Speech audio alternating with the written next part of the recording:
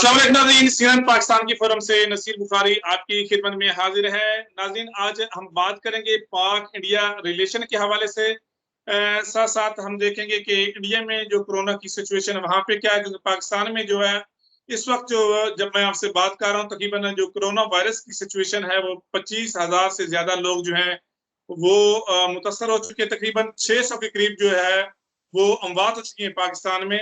तो आज हमने कोशिश की है कि इंडिया से आज हम वहां से जो हमारे मेहमान हैं उनको हम मदऊ करें प्रोग्राम में, ताकि हम एक तो कोरोना की सिचुएशन जो चल रही है, फिर इंडिया के अंदर जो जिस तरह की सिचुएशन है कश्मीर के हवाले से और LOC के ऊपर जो भी की सिचुएशन बनी है, इसी हवाले से आज हमने अपने प्रोग्राम में इंडियन बड़े प्रोमिनेंट मशहूर मारूफ कर्नल तनवीर सिंह जो दिफाई तजज़ियाकार भी हैं इंडिया के, उनको अपने प्रोग्राम में मदऊ किया है। बहुत शुक्रिया कर्नल साहब प्रोग्राम में पार्टिसिपेट करने के साथ। सर, सबसे पहले आपसे ये पूछना चाहेंगे कि इंडिया में जो कोरोना की सिचुएशन क्या है और उसके जिम्मेदार कौन है? देखिए, इंडिया में कोरोना की सिचुएशन शुरुआत में जैसा कि हम सबको मालूम है कि जो मगरिब से लोग आए थे और जो यूरोप से लोग आए थे, वहाँ से कोरोना हिंदुस्तान में शुरू हुआ। और उसके बाद में जो अलग अलग एनालिस्ट थे, उन्होंने अपने मॉडल्स कैलकुलेट करने के बाद में ये अंदाज़ा लगाया था कि अप्रैल आखिर में या मई के शुरू में हिंदुस्तान में कोरोना का पीक होगा। तो ये बोलना बिल्कुल सही होगा इस समय कि कोरोना का जो पीक होना था उसको हमने फ्लैट कर दिया है उस कर्व को, और कोरोना का पीक होने से जो जो संभावना बताई जा रही थी वो संभावना को हमने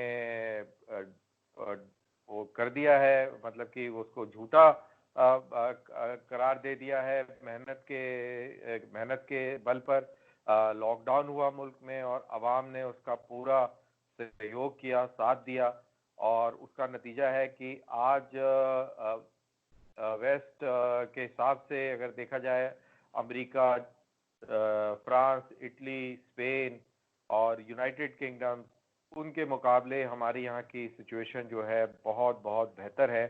और हमारी आवाम ने सेकंड लार्जेस्ट कंट्री भी है, उस हिसाब से आप कह रहे हैं कि जो सिचुएशन है काफी कंट्रोल में? जी बिल्कुल, बहुत कंट्रोल में है इस समय। मेरी जानकारी के हिसाब से जो मैंने पिछला आंकड़ा पढ़ा था वो 52,000 के करीब लोग जो हैं अभी तक इफेक्टेड हुए हैं। काफ़ी सारे, अभी उसका पूरा डिटेल एग्जैक्ट मेरे को नहीं मालूम है, तो काफ़ी सारे लोग हजारों की तादाद में ठीक हो गए हैं। और दुख की बात है कि कुछ लोग जो हैं उनकी डेथ भी हो गई है। अच्छा कर्नल साहब, मोदी सरकार ने कोरोना वायरस पे मुसलमानों को क्यों जिम्मेदार ठहराया, इसकी क्या वजह है, आप क्या सब? देखिए, ये एक नैरेटिव चलाया गया है। अगर आप गवर्नमेंट ऑफ इंडिया की कोई भी चीज़ देखें तो किसी ने भी मुसलमानों को जिम्मेदार नहीं ठहराया है।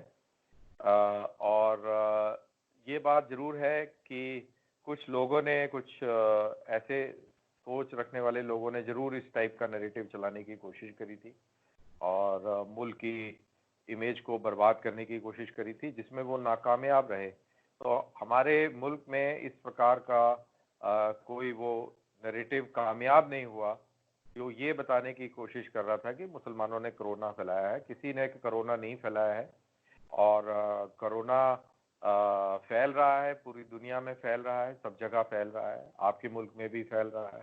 तो जी जी। ये किसी को, किसी कम्युनिटी को टारगेट करना और किसी को दोष देना, ये बिल्कुल गलत बात है। और मेरे ख्याल से आम हिंदुस्तानी और गवर्नमेंट ऑफ इंडिया इस चीज को, इसकी तस्दीक नहीं करती है।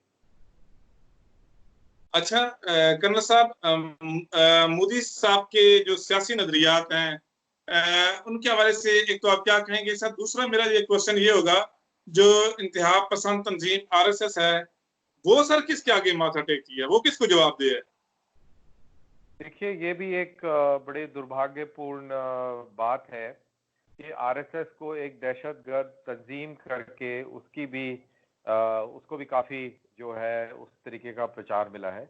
अगर आप इंडिया के अंदर देखें तो आरएसएस के जो वॉलंटरी वर्कर हैं वो बहुत ज्यादा हैं, और कोरोना की लड़ाई में जितना वॉलंटियर काम आरएसएस के वर्कर्स ने किया है, मेरे ख्याल से शायद ही और किसी ऑर्गेनाइजेशन ने, मैं 2 कदम आगे जाके बोलूंगा कि शायद गवर्नमेंट की ऑर्गेनाइजेशन ने भी, किसी ने भी उस तरीके की जो सोशल इमदाद है वो नहीं फराहम करी। तो ये एक बहुत ही स्ट्रॉन्ग ऑर्गेनाइजेशन है। अनफॉर्चुनेटली इसको भी जैसे आपने बोला कि दहशतगर्द तंजीम का उसको हवाला दिया, तो ये भी एक और मुख्तलिफ चिंता की बात टाइम है। में, वक्त में, और अभी भी इल्जामात लगते रहे। जी सर, लेकिन बिल्कुल। हाँ, लेकिन क्योंकि इस प्रकार का उसकी इमेज बनी हुई है, तो मेरे ख्याल से ये आरएसएस की जिम्मेवारी है कि वो इस इमेज को खत्म करके, और जो उसकी इमेज जो समझती है कि असली इमेज है, उसको आगे पेश करने की जरूरत है। सर, जो मोदी साहब के सियासी नजरियात हैं, उसके हवाले से आपकी क्या राय है? मोदी साहब के जो सियासी नजरियात हैं वो बिल्कुल क्लियर हैं।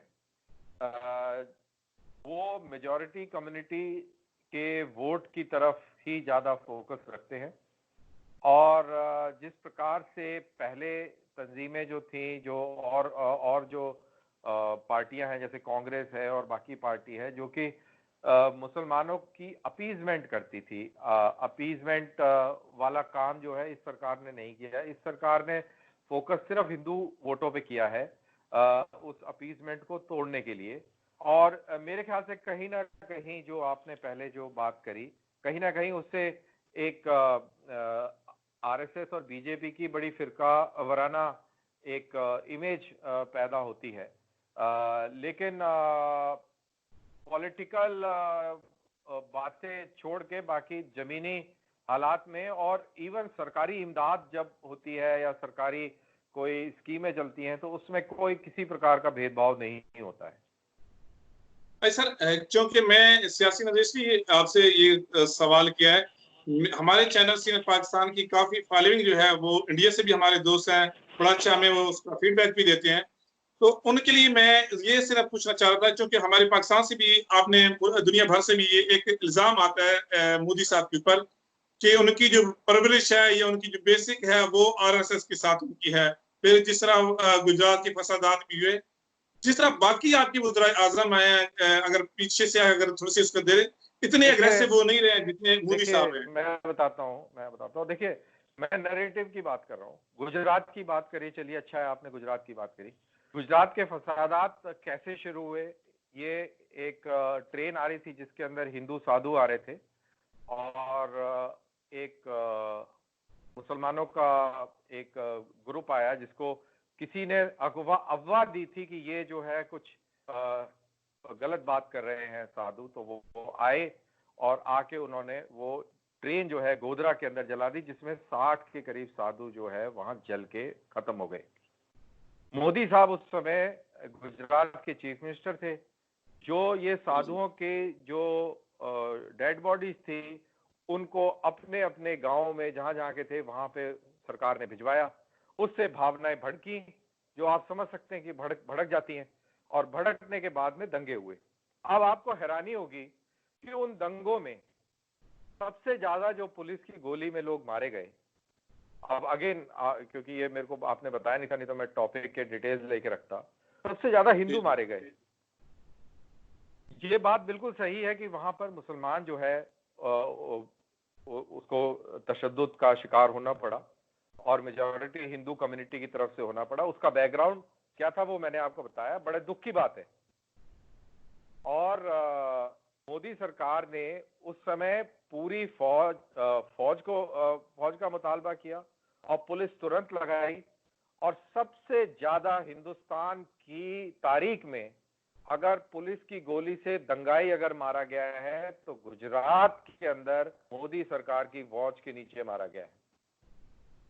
तो ये एक इस तरीके से, अब इसको आप कैसे भी अपने नैरेटिव को सूट करने के लिए हम उसमें से कोई भी चीज, एक चीज को पकड़कर और उसको मैग्नीफाई कर सकते हैं, और एक चीज छुपा सकते हैं। अगर आप इसको बैलेंस तरीके से देखिए तो मेरे को लगता है कि मैंने आपको बैलेंस नजरिया दिया है। अच्छा सर, ये क्यों इस तरह का एक तासर आता है कि जिस तरह पहले भी रहे डॉक्टर मनमोहन सिंह रहे हैं, उससे पहले जो बाकी वज़ीर-ए-आज़म इंडिया के रहे हैं, उसकी निस्बत जब भी मोदी साहब, चाहे वो गुजरात उस वक़्त वज़ीर आला थे और अभी वज़ीर-ए-आज़म इंडिया के हैं, तो क्या वजह इनके ऊपर एक तासर एक आता है जो हमें यहाँ पे फ़ील होता है पाकिस्तान में कि जो मोदी साहब हैं उन्होंने ज़्यादा उनका एग्रेसिव स्टाइल रहा है मुसलमानों के खिलाफ। जिस तरह अभी आप देखें, जिस तरह दिल्ली में जो फसादात हुए, उसमें भी काफ़ी जो है मुसलमान वहाँ पे भी शहीद हुए। ये क्या इस तरह बाकी आपके जो वज़ीर-ए-आज़म उनके दौर में इस तरह नहीं रहा जितना मोदी साहब के दौर में रहा? चलिए दिल्ली के फसादात की भी बात कर दी। तो दिल्ली के जो फसादात थे अभी उसकी इन्वेस्टिगेशन चल रही है और इसके पीछे जो हमारे लेफ्ट जमातों के जो पार्टियां हैं और विचार के लोग हैं उनका हाथ उसमें नजर आ रहा है। उनका पूरा मकसद ये था कि जब ट्रंप हिंदुस्तान में आ रहे थे तो तब कुछ ऐसी कार्रवाई करी जाए जिससे कि पूरी दुनिया में हिंदुस्तान की जो तस्वीर है वो गलत पेश हो। और इसी के चलते एक मुसलमान कोऑपरेटर हैं जो कि अभी पुलिस की कस्टडी में है। उनकी छत पे खूब सारे पत्थर मिले, उनकी छत पे बड़े बड़े कैटापुल्ट मिले और उनके उन्हीं के यहाँ से एक इंटेलिजेंस ब्यूरो का एक लड़का था अंकित, उसको पकड़कर और उसको टॉर्चर करके उसके ऊपर 400 चाकू के शरीर पे निशान मिले, आंखें बाहर मिली और उसकी बॉडी को नाले में डाला। इसी प्रकार से एक दिल्ली पुलिस का जवान था, उसको मारा गया और ऐसे कई लोग हैं जिनको मारा गया। अगर आप उस इलाके का दौरा करेंगे तो आप पाएंगे कि जो हिंदू मुसलमान इकट्ठे रहते हैं तो सिर्फ हिंदुओं का स्कूल जल गया और उसके बाजू में ही मुसलमान का स्कूल है वो बच गया। फिर 2 घर छोड़ के फिर एक हिंदू का घर था वो जल गया।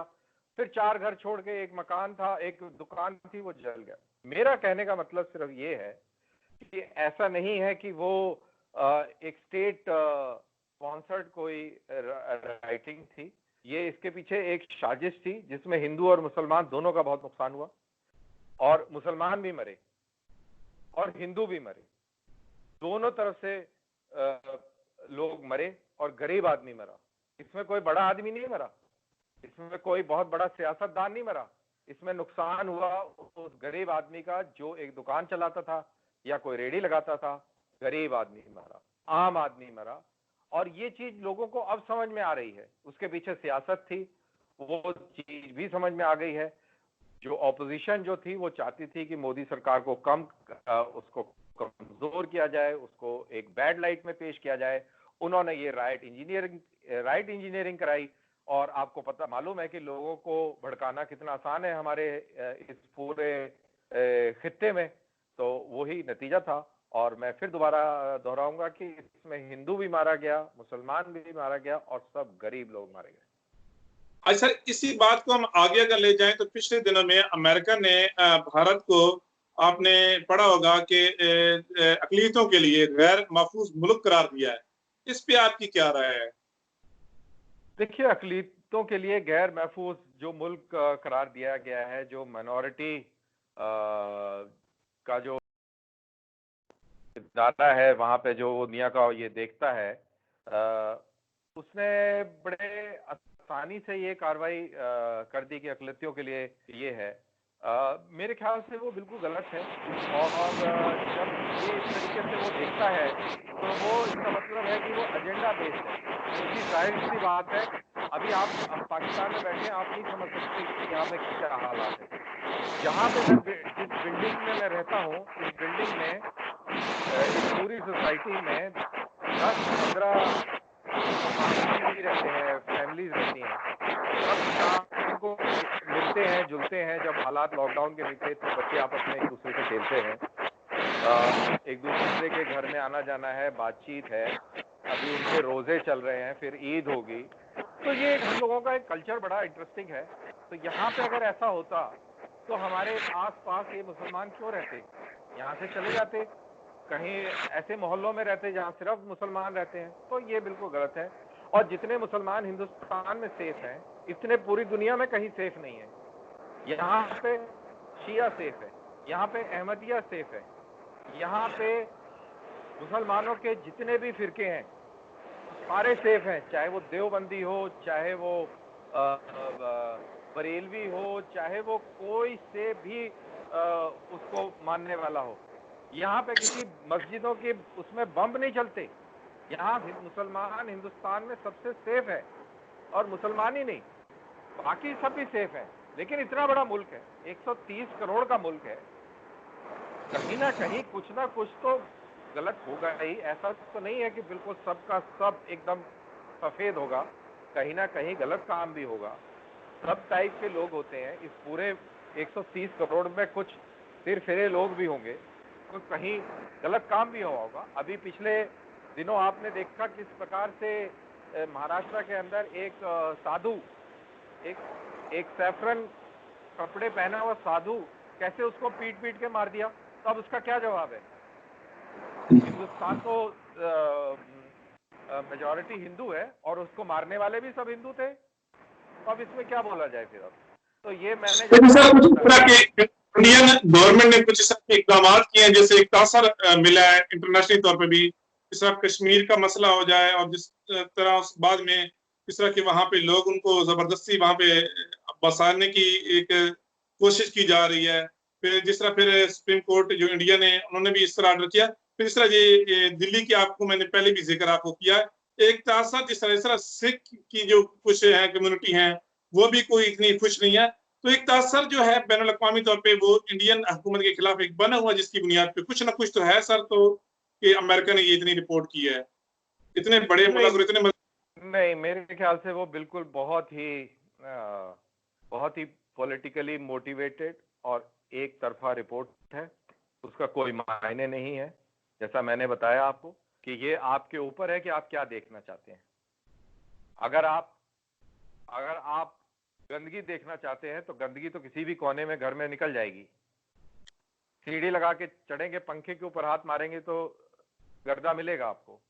लेकिन उसके बिना पे आप ये कह दें कि पूरा घर गंदा है और माहौल आलूदा है, सर तो ये मेरे ख्याल से गलत होगा। जो अपना शरीयत के हवाले से भी इस तरह की डिस्कस किया कि जो पाकिस्तान, इंडिया और बांग्लादेश, बांग्लादेश और जो वहां पे नहीं आ सकते उनको नेशनलिटी नहीं मिल सकती, इस तरह के कुछ ना कुछ इक़दाम मोदी सरकार ने किया ना, जिसकी वजह से बैनुल अक़वामी तौर पर इंडिया का इमेज है। आपको मालूम होना चाहिए कि ये क्यों किया। It is very simple. Citizen amendment act आया, अभी हमारे दिल्ली के पास पंजाब, साउथ पंजाब पाकिस्तान के और सिंध से 1000 हिंदू आके बैठे हुए हैं पिछले 20 साल से। वो चाह रहे थे कि हम हैं हिंदुस्तान की शरण मिल जाए और हमें यहाँ की नागरिकता मिल जाए। वो दी नहीं जा रही थी। क्यों नहीं दी जा रही थी? क्योंकि जो पार्टियां पहले जो इक़्तिदार में थी, उनको ये लगता था कि अगर इनको दे देंगे तो कहीं मुसलमान नाराज ना हो जाएं। अब ये इसकी क्या बिना थी ये हमें नहीं मालूम। अभी मोदी सरकार ने ये कहा है, जो सिटीजन अमेंडमेंट एक्ट ये कहता है कि जो माइनॉरिटी हिंदू, सिख, क्रिश्चियन, बुद्ध और जैन, ये माइनॉरिटीज जो इस्लामिक कंट्रीज, जो नेबरिंग इस्लामिक कंट्रीज है, वहां पर एट्रोसिटीज का शिकार है और वो हिंदुस्तान आके इंडियन सिटीजनशिप लेना चाहते हैं, उनको इंडिया की सिटीजनशिप दी जाएगी। अब मुसलमान तो माइनॉरिटी नहीं है ना पाकिस्तान में, बांग्लादेश में भी नहीं है और अफगानिस्तान में भी नहीं है। लेकिन अगर वहां पे उसके साथ में गलत हो रहा है और वो चाहता है कि मैं इंडिया का सिटीजन बनूं, तो उसके रास्ते बंद नहीं है, वो सिटीजनशिप ले सकता है। मैं ये आपको बता दूं कि पिछले साल अगर मेरे को ध्यान सही आ रहा है, इसको आप गूगल करके चेक कर लीजिएगा, पिछले साल 2000 पाकिस्तानियों को हिंदुस्तान की नागरिकता दी गई है। 2000, और वो मुसलमान है। मैं हिंदुओं की बात नहीं कर रहा हूं, वो मुसलमान है। आपके अदनान सामी जिनके जी जी वालिद साहब बिल्कुल। जो है पाकिस्तान एयरफोर्स में फाइटर पायलट थे और हिंदुस्तान के साथ उन्होंने जंग भी लड़ी थी, वो आज हिंदुस्तान में बैठे हुए हैं, हिंदुस्तान के नागरिक हैं। तो इसको आप एक ही तरफ से देखेंगे तो गलत हो जाएगा। और नहीं सर, ये वो एक पहले का बिल्कुल आप वजह फरमा रहे हैं, लेकिन अभी की जो आप जिस तरह मैंने आपसे रिक्वेस्ट की है, पहले का इतना नहीं था, लेकिन अभी जो मोदी सरकार ने जो आके इस तरह की कुछ चीजें की हैं, तो उस वजह से एक जो इंडिया का खुद एक अपना जो बैड इमेज है, उसको जरा लग रहा है कि वो मैं आपको फिर बता रहा हूं, ये हमारे मुल्क का एक दुर्भाग्य है और मोदी सरकार की गलती है ये कि वो मुस्लिम्स को भरोसा नहीं दिला पाए, वो उनको समझा नहीं पाए। नहीं तो ऐसी कोई चीज नहीं है उस लॉ में जिससे कि हिंदुस्तान के मुसलमान को कोई तकलीफ हो या इनसिक्योरिटी पैदा हो या उसको कोई घबराने की कोई बात हो। लेकिन हाँ, जो इलीगली इंडिया में आया हुआ है, चाहे वो पाकिस्तान से हो, चाहे वो बांग्लादेश से हो, चाहे वो बर्मा से हो, उसके लिए मुश्किल है। क्योंकि जब ये सिटीजन अमेंडमेंट एक्ट करके और एनआरसी वगैरह, जो एनआरसी अभी उसकी कोई बात नहीं है, लेकिन अगर आगे चल के बात होती है तो जाहिर सी बात है कि वो लोग आइडेंटिफाई होंगे और उनको डिपोर्ट किया जाएगा। तो मेरे ख्याल से इसमें कोई गलत बात नहीं होनी चाहिए। क्या आप मेरे को बताइए, क्या पाकिस्तान पसंद करेगा कि बहुत सारे लोग जो है बांग्लादेश से या हिंदुस्तान से आके और पाकिस्तान में बच जाएं? पाकिस्तान की खुद की अपनी समस्या है, पाकिस्तान के पास अपनी गुर्बत है संभालने के लिए, पाकिस्तान के पास अपने लोग हैं, तो वो क्यों चाहेगा कि उसके मुल्क में, आपके मुल्क में 2-4 लाख शरणार्थी जो है, रेफ्यूजी जो है बांग्लादेश से या इंडिया से या बर्मा से आ जाए? नहीं चाहेगा ना, कोई भी मुल्क नहीं चाहेगा। लेकिन उसको फिरका वराना जो रंग देना है, वो मेरे ख्याल से ये जो हमारे सियासतदान है, जो एक ऑपोजिशन है और एक सत्ता में है, सभी जगह होता है। आपके यहाँ भी इमरान खान साहब बैठे हैं और नवाज साहब की पार्टी के लोग हैं, किस प्रकार से एक दूसरे के ऊपर छीटाकशी करते हैं। अभी किस प्रकार से इस्लामाबाद के बीच में और सिंध के बीच में किस प्रकार से कोविड-19 को लेकर जो रस्साकशी चल रही है, तो ये सब जगह पे हमारे यहाँ भी है। अब हमारे यहाँ पे क्योंकि हिंदू मुस्लिम वाला जो बड़ा गर्म रहता है माहौल, और बहुत आसान होता है इसको भड़काना, और इसके अंदर काफी दिलचस्पी भी आ जाती है लोगों को, तो इसमें अब इसका लोग मजा उड़ाते हैं, मजा लेते हैं। सर एक अवामी सवाल यह है कि जब से मोदी सरकार की हुकूमत आई है, कि पहले भी हुकूमतें रही हैं, लेकिन इससे जो मुख्तलिफ जो इंडिया के अंदर जिस तरह एक दानिशवर हो गया, राइटर, शायर, मुख्तलिफ इस तरह के जिंदगी से तलक रखने वाले, वो मुतमिन नहीं है मोदी सरकार की पॉलिसियों के साथ। क्या वजह है इसकी? देखिए, मुतमईन होना कोई जरूरी बात नहीं है, बिल्कुल नहीं होना चाहिए। सहाफी लोगों को भी मुतमिन नहीं होना चाहिए, राइटर और इन लोगों को भी मुतमिन नहीं होना चाहिए। इनका काम है कि जो सरकार की जो कमियां हैं उनको निकालें, उनको सामने उजागर करें, और यही एक अच्छी डेमोक्रेसी का, यही एक लार्जर डिबेट होता है। किसी के साथ 1-on-1 तो गुफ्तगू नहीं करी जा सकती, तो कैसे होती है? सहाफी हैं, राइटर्स हैं, वो अपना नजरिया पेश करते हैं, और अगर वो नाखुश हैं, और कुछ लोग, ऐसी बात ये कहना कि सारे नाखुश हैं, गलत बात है। अगर सारे नाखुश होते तो मोदी सरकार इतनी हैवी मेजॉरिटी से नहीं आती। सर मेजॉरिटी जो है वो इतनी खुश नजर नहीं आती, जो हम बाजार देखते हैं, इंडियन चैनल्स पे भी हम देखते हैं। जिस तरह उन्होंने कुछ इजाजत भी वापस किए, जो मैं मादिया से 1-2 साल पहले की बात कर रहा हूँ। आपने देखा कि किस तरह जो बड़े बड़े नाम है इंडिया के, उन्होंने अपने एजाज, यानी अगर स्पोर्ट्समैन देख लें, शायर देख लें, अदीब देख लें, तो एक गुस्से की वजह से मोदी साहब को उन्होंने वापस वो उन्होंने ऐलान किया। तो जिस तरह पहले आपकी हुकूमत रही है, इस तरह की मोदी सरकार के साथ वो कंफर्टेबल नहीं नजर आ रहे। हाँ, ये वही मैं आपको कह रहा हूँ कि जो हमारे यहाँ पे जो लॉबी है, अब देखिए, लॉबी, जब मैं लॉबी शब्द का इस्तेमाल करता हूँ, हमारे यहाँ पर ऐसी कई सारी एनजीओ चल रही थी जहां पर विदेशों से पैसा आता था। वो ट्राइबल्स के नाम पर, वो किसी माइनॉरिटी ग्रुप के नाम पर, वो किसी एनवायरनमेंट के नाम पर, और इससे कई सारी एनजीओ थी जो बाहर से फॉरेन फंडेड थी, और इन सब की दुकानें चल रही थी। जो सियासतदान थे, जो ब्यूरोक्रेट थे, वो भी जो पैसा आता था उसमें पैसा खाते थे, और जो इंडिया का जो ब्लैक मनी होता था वो फॉरेन कंट्री जाता था और इन्हीं एनजीओ के रास्ते वापस इंडिया आ जाता था और ये आपस में डिस्ट्रीब्यूट हो जाता था। अब मोदी सरकार आए हैं, मोदी सरकार ने फॉरेन फंडेड एनजीओ सारी बंद कर दी। फॉरेन फंड नहीं आता तो तकलीफ है।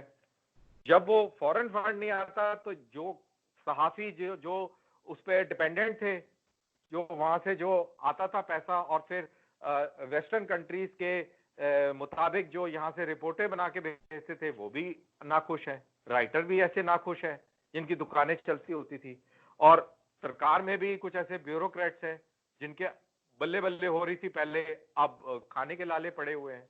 तो वो लोग तो पसंद नहीं करेंगे और वही हालात है। बाकी तो लोग पसंद कर रहे हैं, तभी तो मोदी सरकार आई है। वो हमारे यहाँ पे तो सीन ही अलग है। तो मोदी सरकार अगर आई है तो मेजॉरिटी, मेजॉरिटी का मतलब है, मेजॉरिटी का मतलब ये नहीं है कि 70-80% लोगों ने मोदी साहब को वोट दे दिया है। 30-40% लोगों ने वोट दिया है और यही मेजॉरिटी है। और लोग बड़े क्लियर हैं, अगर उनको चीज पसंद नहीं आती तो हरा भी देते हैं। आपने देखा, हमारा एक स्टेट है झारखंड, वहां पे हरा दिया, राजस्थान में हरा दिया, मध्य प्रदेश में हरा दिया था, इसी तरह महाराष्ट्र के अंदर भी वो बात नहीं बनी। तो ऐसा नहीं है, हमारे यहाँ पे ये चीज बिल्कुल बिल्कुल क्लियर है, वाजे है, और अगर आप परफॉर्म नहीं करेंगे तो आप आउट हो जाएंगे। ये जो हिंदू मुस्लिम नैरेटिव है ये नहीं चलता। अगर हिंदू मुस्लिम नैरेटिव चल रहा होता तो राजस्थान में क्यों नहीं जीते, मध्य प्रदेश में क्यों नहीं जीते, झारखंड में क्यों नहीं जीते? ये तो अब hard core Hindu majority states हैं भाई, यहां तो नहीं जीते। तो ये कहना बिल्कुल गलत है कि जो जो नैरेटिव जो फैलाया जा रहा है, जो लॉबी, जिसको मैं लॉबी बोला आपको समझाया, उसकी तरफ से ये नैरेटिव है। और जो आपने यूएस की जो रिपोर्ट बोली, ये भी उसी लॉबी से वाबस्ता है। इसको आपको समझना पड़ेगा और तब आप समझेंगे कि जमीनी हालात क्या है, और जो ट्विटर पे और इंटरनेट पे हालात दिखने की कोशिश होती है, वो दिखाने की कोशिश होती है, वो क्या है। लेकिन लॉबी की जिस तरह आपने बात की, लॉबी में तो फिर ये एक जो मोदी सरकार की जो लॉबी है उसकी शिकस्त बात फिर कही, अगर आपकी बात को एक तजज़िये के तौर पे अब हम दुरुस्त साबित अगर कहें तो एक शिकस्त है। फिर तो मोदी सरकार की जो लॉबी है वो कमजोर पड़ गई है, तो उनके मुखालफिन वो बिल्कुल जीत गए हैं। बिल्कुल, मैं बिल्कुल आपसे सहमत हूं। यहां पर जो मोदी सरकार है और जो मोदी सरकार के जो और जो उसके सपोर्टर हैं, वो बिल्कुल कमजोर पड़ गए कि आप अपनी बात को अच्छी तरह रख ही नहीं पाए इंटरनेशनल कम्युनिटी में। और आप नैरेटिव, अगर वो नैरेटिव सेट कर रहा है तो आप क्यों नहीं कर पाए नैरेटिव सेट? आप फेल हो गए ना, तो बिल्कुल फेल हो गए, इसमें इसमें कोई दो राय नहीं है। अच्छा सर, मोदी सरकार के ऊपर एक और इल्जाम लगाया जाता है, वो है इंसानी हकूक की पामाली का। उसकी एक मिसाल मकबूजा कश्मीर में आप देख रहे हैं कि 275 दिन से ज्यादा लॉकडाउन हो गया है, ऊपर से कोरोना वहां बड़ी तेजी से फैल रहा है। इसकी आप इस हवाले से आपकी क्या राय है? देखिए, ये जो इंसानी हकूक की जो बातें होती हैं कश्मीर के हवाले से, तो आपको हम बता दें कि कश्मीर के अंदर जितनी ईमानदारी से कोरोना की लड़ाई चल रही है, और मैं कश्मीरी आवाम को सलूट करता हूं कि वो इतना कोऑपरेट कर रही है कोरोना के जंग में। आपके पास में इंटरनेट पे विजुअल नहीं होंगे, अगर मेरे पास में मिलते हैं कुछ तो मैं आपको व्हाट्सएप कर दूंगा। आप उसको जी जी। देखिए किस प्रकार से इंडियन आर्मी गांव गांव में घूम के और लोगों की इमदाद कर रही है, और लोग इमदाद बड़ी खुशी से ले रहे हैं। ये तो रही बात कश्मीर की। और कश्मीर के अंदर जनवरी से लेके और अभी तक तकरीबन 27 एनकाउंटर हो चुके हैं, जिसमें 62 आतंकवादी मारे गए हैं, और कल परसों ही एक हिजबुल मुजाहिदीन का एक बहुत बड़ा कमांडर कमांडर फयाज बिल्कुल। नाइकू या, मारा गया। तो ये आप ध्यान रखिएगा कि ये ऐसे हवा में नहीं मरते। फौज वहां पे, उसको क्या पता है? उसको कुछ नहीं पता। उसको कौन बताता है? उसको पुलिस बताती है। पुलिस को कौन बताता है? वही लोग बताते हैं, आवाम बताती है। क्योंकि आवाम के अंदर जो पॉलिटिकल मसला है वो आप अलग छोड़ दीजिए, एक सियासी मसला होता है, वो एक आप अलग छोड़ दीजिए, लेकिन वो भी तो एक इंसान है मेरे और आपकी तरह। वो भी चाहता है कि मेरा बच्चा पढ़े, कुछ अच्छा करे, घर में खुशहाली आए, मेरी बच्चियों की भी शादी अच्छी हो, मेरे घर में भी एक अच्छा टीवी होना चाहिए, एक एसी होना चाहिए, एक फलाना होना चाहिए, मेरे पास भी एक गाड़ी होनी चाहिए। ये सबकी एक ख्वाहिश है, सब चाहते हैं पढ़ना। कश्मीर का दुर्भाग्य है कि वहां पर अफरा तफरी का माहौल रहता है। वहां के जितने बच्चे हैं जो पढ़ सकते हैं वो सब बाकी शहरों में पढ़ते हैं और अच्छी तालीम हासिल करते हैं। और कश्मीरी बच्चा जो है वो बहुत अच्छा लेकिन सर कर रहा है आईटी सेक्टर में, बेंगलोर में, हैदराबाद में, दिल्ली के अंदर आपको कितने कश्मीरी बच्चे मिल जाएंगे जो कि अच्छी मेहनत कर रहे हैं, अपने घर लेकिन पैसे सर वो भेजते हैं बिल्कुल और आप, बरकत है। लेकिन करना साहब वो बिल्कुल आपने बजा फरमाया जो आपने बताया कि वो जिस तरह इंडिया के बाकी शहरों में वो तालीम भी हासिल कर रहे हैं। लेकिन अभी की जो हम सिचुएशन की बात करें, 275 दिन से ज्यादा हो गए हैं लॉकडाउन को, बड़ी बुरी पोजीशन में है वहां पे जो कश्मीरी। तो कुछ चाहिए मोदी सरकार को, कोई अपनी पॉलिसी में तब्दीली लेके आए, ताकि जो एक इमेज बना हुआ है इनका मोदी सरकार का, वो उसको थोड़ा सा दुरुस्त अंदाज, जिस तरह आपने बोला कि वो मेरे नहीं ख्याल कर से पा रहे। मेरे ख्याल से आप बिल्कुल वजह फरमा रहे हैं। वहां पे लॉकडाउन काफी लंबा अरसा हो गया है और वहां पे भी इंटरनेट जो है उसी तरीके से तो होना सर चाहिए, हल वहां भी नहीं है, लॉकडाउन। लॉकडाउन खैर, हल नहीं है। सॉरी, मैं सर कह रहा हूँ कि लॉकडाउन हल नहीं है, इसका कोई और सियासी इस तरह का कोई हल निकालना चाहिए मोदी सरकार को जितना जल्दी। देखिए, लॉकडाउन कोई किसी चीज का हल नहीं होता है, लेकिन अभी जो फिलहाल लॉकडाउन जो चल रहा है वो कोरोना वाला लॉकडाउन चल रहा है। वो तो जहां से मैं आपसे बात कर रहा हूँ यहाँ भी लॉकडाउन है, मैं घर के बाहर नहीं जा सकता हूँ। पुलिस खड़ी हुई है बाहर, डंडे लगाएगी। तो ये यहाँ पे भी उसी तरीके से लॉकडाउन है। लेकिन वैसे मैं आपकी बात बिल्कुल से इत्तेफाक रखता हूँ कि कोई भी आदमी, कोई भी सोसाइटी जो है वो रिस्ट्रिक्शंस पसंद नहीं करती। लेकिन वहां पे मजबूरी ये हो जाती है कि अगर आप इंटरनेट खुला छोड़ देते हैं, तो जैसे अभी रियाज नायकू का एनकाउंटर हुआ परसों, अगर इंटरनेट खुला होता तो व्हाट्सएप के जरिए लोकेशन भेज दी जाती है लोगों को और काफी सारे लोगों को इकट्ठा कर दिया जाता है और पत्थरबाजी को कोऑर्डिनेशन पत्थरबाजी का हो जाता है। वीडियो स्ट्रीमिंग के जरिए जो भी सिक्योरिटी है उसको कॉम्प्रोमाइज भी कर दिया जाता है। तो इस प्रकार की हालात है, क्योंकि कश्मीर में एक स्पेशल किस्म के हालात है, तो इसलिए ये वाले मेजर्स जो हैं थोड़े से हार्श हो जाते हैं। लेकिन ये दुख की बात है, ये कोई अच्छी बात नहीं है। और उम्मीद करते हैं कि आने वाले समय में जो आवाम है उसकी जो तकलीफें हैं वो दूर होंगी और वो भी अपनी मामूल की जिंदगी जी पाएंगे। कर्नल साहब, साबिक DGISPR हमारे आसिफ गफूर साहब को इंडियन आर्मी ऑफिसर बड़ा मिस करते हैं, इसकी क्या वजह है? सॉरी, आपकी मैं सुन नहीं पाया, दोबारा फरमाएं। जी, मैं दोबारा आपसे क्वेश्चन कर रहा हूँ कि DGISPR पाकिस्तान के आसिफ गफूर साहब जो पहले थे अब नहीं है, उनको भारतीय आर्मी ऑफिसर बड़ा मिस करते हैं, क्योंकि हमारा रास्ता रहता है, हम इंटरव्यू भी करते रहते हैं, आप जैसे जिस तरह तजज़ियाकार बड़ा मिस कर रहे हैं उनको, क्या हाँ, वजह उनको से? मैं भी मिस कर रहा हूँ। अगर आप उनसे मुलाकात करते हैं तो आप मेरा उनको सलाम जरूर दीजिएगा। बड़े इंटरेस्टिंग ट्वीट करते थे और बहुत एक्टिव थे अपने सोशल मीडिया के ऊपर। और मैं उनके जो सोशल मीडिया और ट्विटर एक्टिविज्म है उसकी मैं बिल्कुल सराहना करता हूं, क्योंकि जिस पोस्ट के ऊपर वो बैठे हुए थे उन्होंने बड़े दिल से और अपना काम अंजाम दिया और हमें बहुत मजा आता था उनके ट्वीट पढ़ के। तो अगर आप उनसे मुलाकात करें तो आप जरूर हमारा जरूर, सलाम पेश कीजिएगा जी। जरूर। अच्छा सर, LOC के ऊपर क्या वाकई जो अभी हालात हैं गैर मामूली हैं? जी हाँ, एलओसी के ऊपर जो है हालात गैर मामूली हैं और वहाँ पर काफी फायरिंग हो रही है और हैवी फायरिंग हो रही है, दोनों तरफ से हो रही है। और अगेन मेरा तो मौक़िफ़ वही रहता है कि फायरिंग बड़े बड़े लोगों में हो रही है और जो गरीब आदमी है, जिसकी छोटी झोपड़ी है, जिसके पास थोड़े माल मवेशी हैं, जिसके पास थोड़े खेती है, नुकसान उसका हो रहा है और बाकी लोग तो अपनी तोपें चला रहे हैं और वो चल रही हैं। सर क्या भारत किसी भी वक्त पाकिस्तान के ऊपर किस किस्म की जारियत कर सकता है? क्या लगता है आपको जो अभी सिचुएशन चल रही है?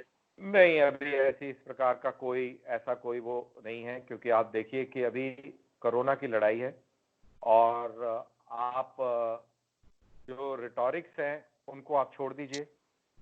जमीनी हकीकत ये है कि ना पाकिस्तान जंग झेल सकता है, ना हिंदुस्तान जंग झेल सकता है। जंग का मतलब होता है कि पूरी इकोनॉमी का सत्यानाश करना। जंग का मतलब होता है कि लाखों लाखों लोग को मार देना, और जंग के नतायज अच्छे नहीं हैं। और ये मेरा मानना है कि जो लाइन ऑफ कंट्रोल पे जिस प्रकार से जो जो भी आपस में सीज फायर वायलेशन चलते हैं, जो तशद्दुद चलती है, उसी लेवल पे रहेगी। छोटा मोटा कोई सर्जिकल स्ट्राइक हो गई, कुछ इधर हो गया, बालाकोट हो गया, पुलवामा हो गया, ये चल, लेकिन अगर आप ऑल आउट वॉर की बात कर रहे हैं तो ये मेरे ख्याल से नामुमकिन है। भाई सर, पाकिस्तान में और कितने कुलभूषण जो हैं वो मौजूद हैं? कोई अगर आपको है तो हमें थोड़ी सी बता दें तफसील। सॉरी यार, आपकी आवाज थोड़ी सी मेरे को सर मैं एक ये आपसे एक दोबारा। क्वेश्चन कर रहा हूँ कि पाकिस्तान में कितने और कुलभूषण मौजूद हैं इस वक्त? देखो, ये आपका बड़ा लोडेड क्वेश्चन है कि पाकिस्तान में कितने और कुलभूषण है। पता नहीं कितने और होंगे, क्या पता, ये कुछ कह नहीं सकते। लेकिन जब इंटेलिजेंस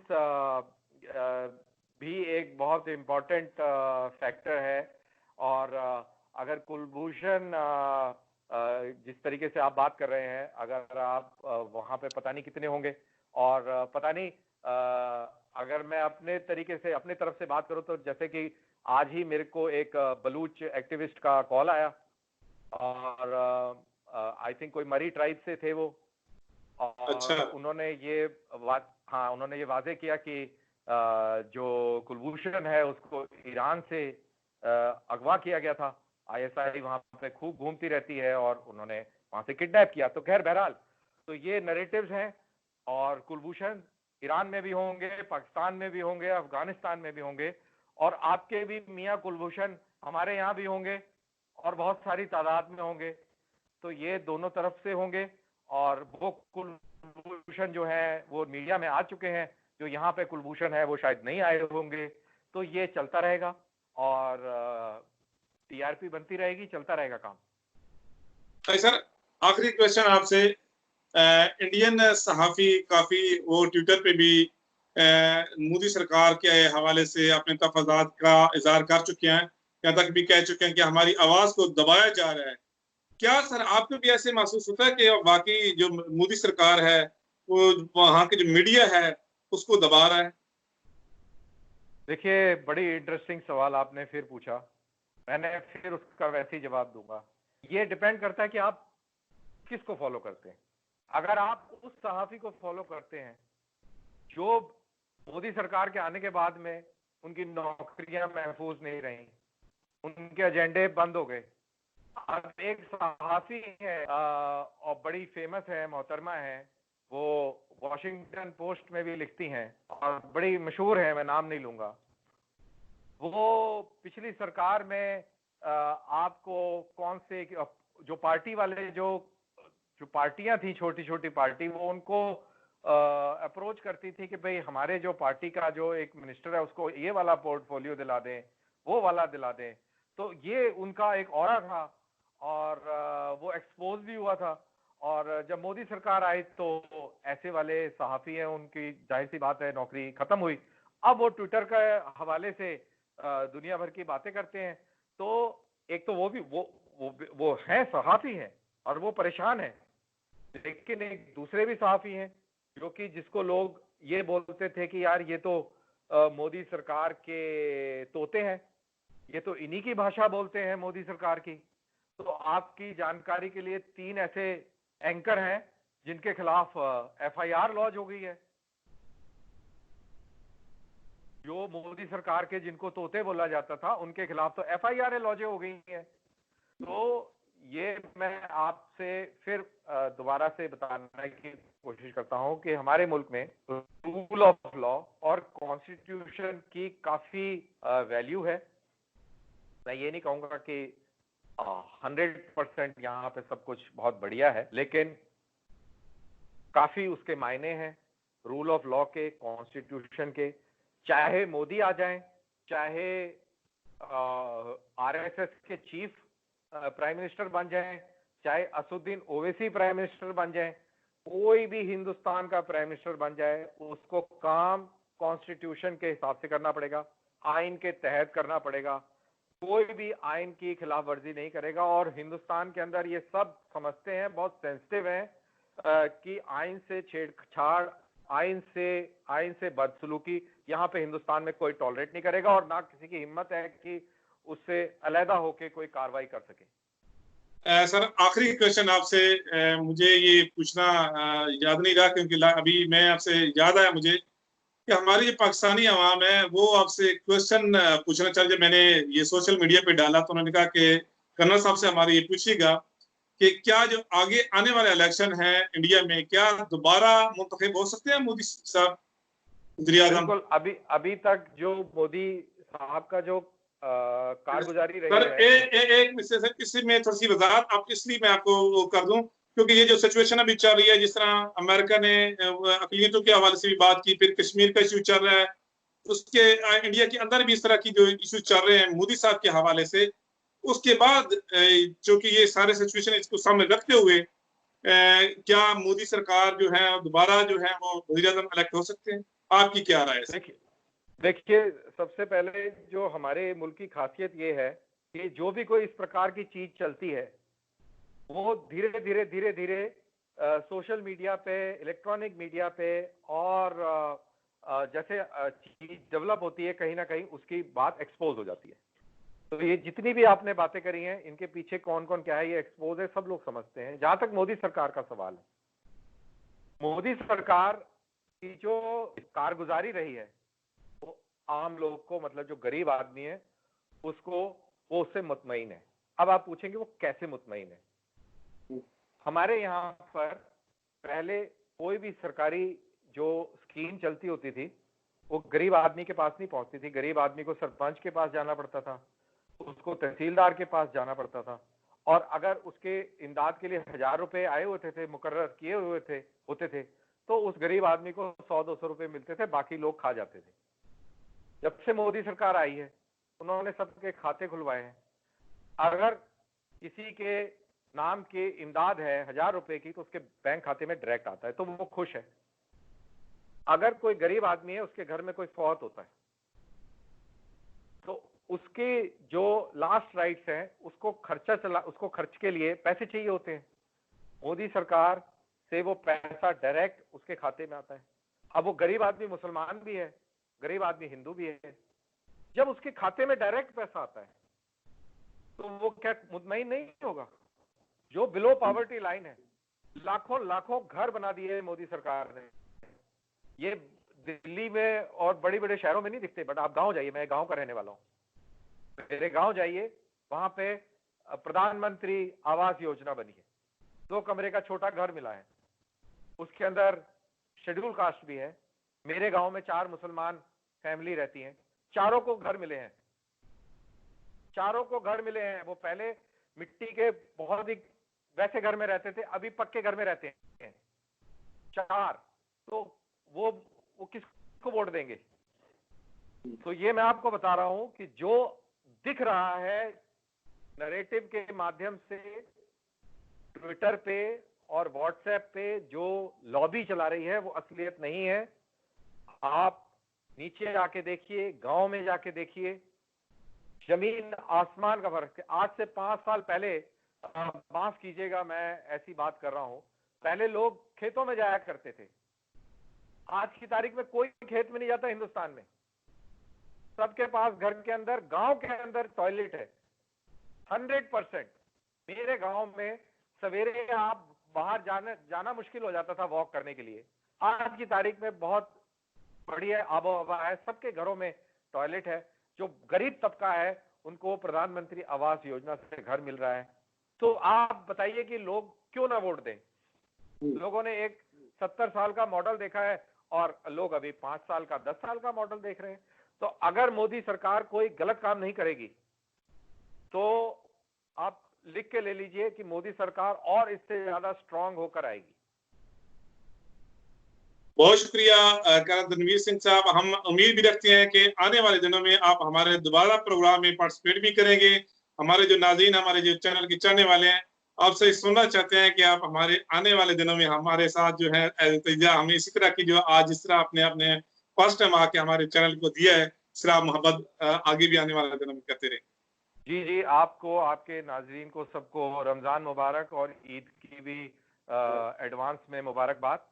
और इंशाल्लाह जरूर मुलाकात होगी दोबारा से, और बहुत अच्छा लगा आपसे बात करके। खुदा हाफिज। थैंक यू, खुदा हाफिज। नाज़रीन, आपने हमारा प्रोग्राम सुना, उम्मीद है आपको हमारा जो प्रोग्राम है वो पसंद आया होगा। इस जो सिचुएशन जो चल रही है कोरोना वायरस की, अपने आसपास इर्द गिर्द जो लोग हैं गरीब, खासतौर पे उनका भी ख्याल रखिएगा और अपना भी ख्याल रखें। आपका मेजबान नसीर बुखारी, CNN पाकिस्तान की फोरम से आपसे इजाजत चाहता है। खुदा हाफिज।